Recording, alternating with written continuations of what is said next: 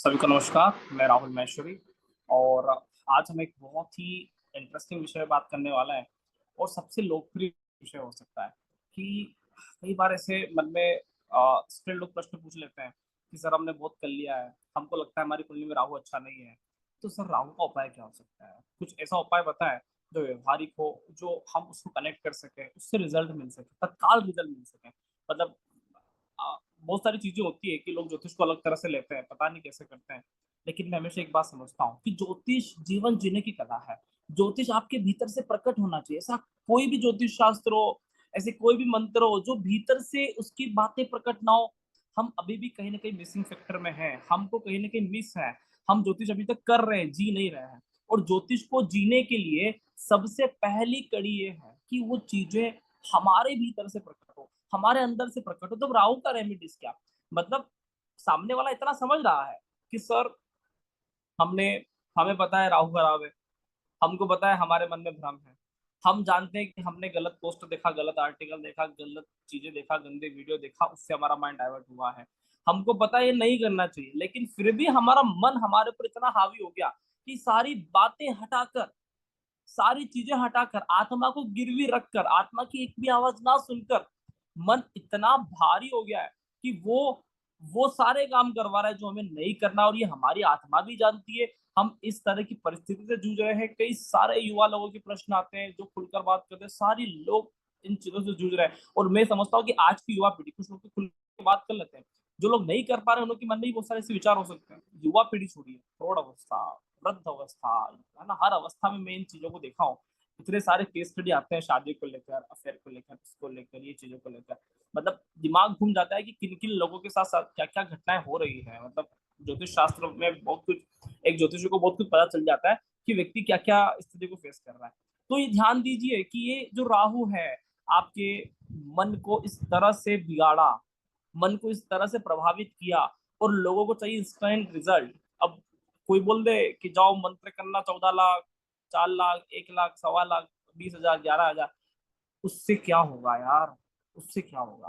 है ना? मेरे को लगता है कि जब तक चीजें अंदर से प्रकट ना हो तब तक वो मंत्र कैसे प्रकट होगा? हम चीजों को समझ नहीं पा रहे हैं। ये सारी चीजों का वैल्यू है, लेकिन व्यक्ति को समझ में तो आना चाहिए कि वो कर क्या रहा है। उसको लग रहा है कि मंत्र करने से मेरी चीजें ठीक हो जाएगा, फिर भी नहीं हो रहा है, फिर भी वही का वही परिणाम है।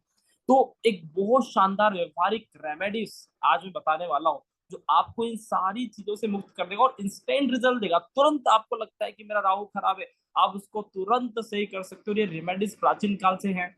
बहुत गहराई से आप इन चीजों को नोटिस करते हो, बहुत गहराई से हम चीजों को समझते हैं कि राहु आपका विचार है, राहु आपका रेमेडीज है। जब हम रामायण ज्योतिष पढ़ते हैं तो हम बात करते हैं कि राहु हमारा प्रारब्ध कर्मास है। राहु मतलब, राहु को अपन बोलते हैं पास्ट इवेंट, पास्ट मतलब भूतकाल, राहु मतलब शिव जी का एजेंट है।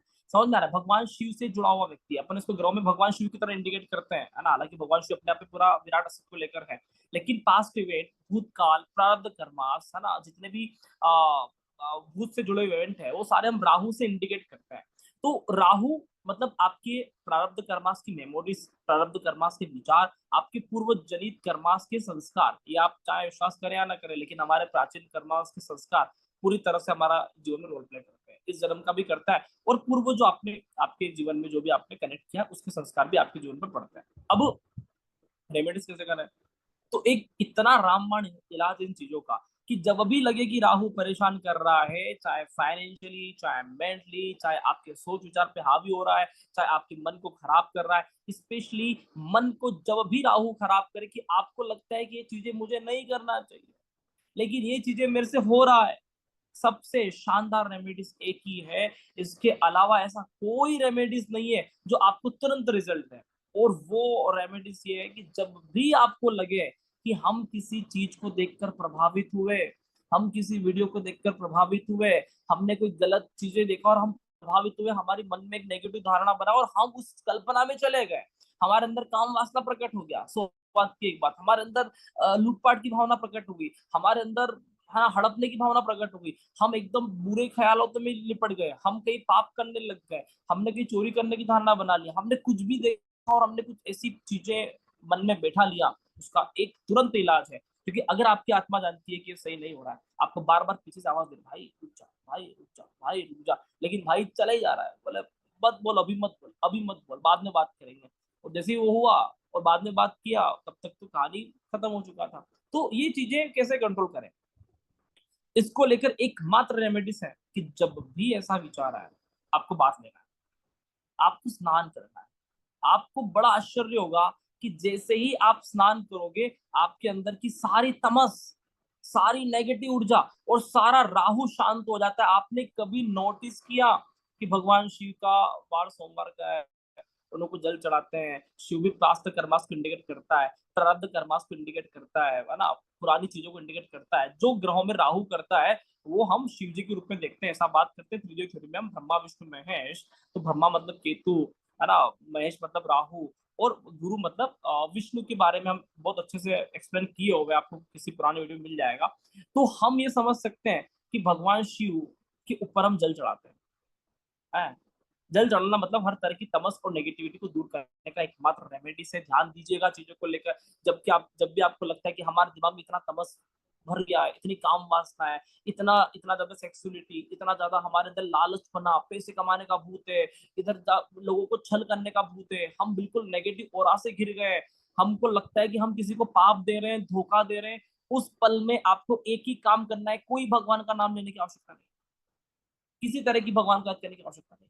तुरंत जाकर एक ही काम करें, क्योंकि मन पापी होता है तो देवता आते ही नहीं है।